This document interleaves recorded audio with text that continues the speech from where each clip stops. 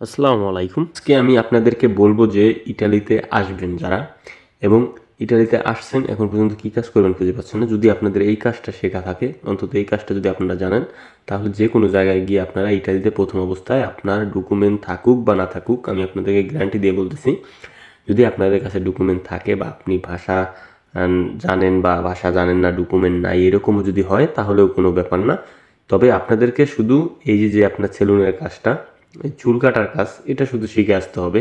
এবং যারা নুরুস্তা পাইছেন, কাজ শেখার চিন্তা ভাবনা করতেছেন বাংলাদেশে যে কাজ শিখবেন, এরকম কেউ যদি থাকেন তাহলে সেলুনের কাজ শিখে আসবেন। এখন এই কাজটা শিখে আসতে বলতেছি এই জন্য, দেখেন ইটালিতে আইসা আপনি শিখতে চাইবেন, এটা কিন্তু সম্ভব না।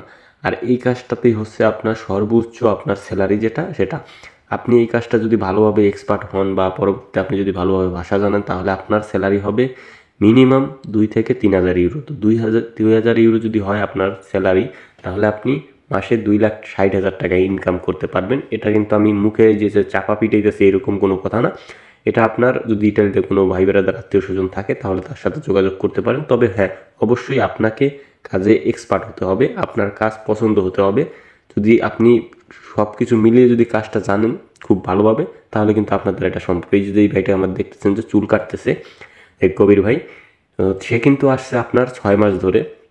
তার স্যালারি, তার হলো গিয়ে আপনার 1 মাসের স্যালারি আর আমার 2 মাসের স্যালারি সমান। তো সে মাসে 2500 ইউরোর মতো ইনকাম করে। তো যাই হোক, যদি কেউ ইটালিতে আসেন তাহলে অবশ্যই সেলুনের কাজটা শিখে আসার চেষ্টা করবেন, আপনাদের জন্য উপকার হবে।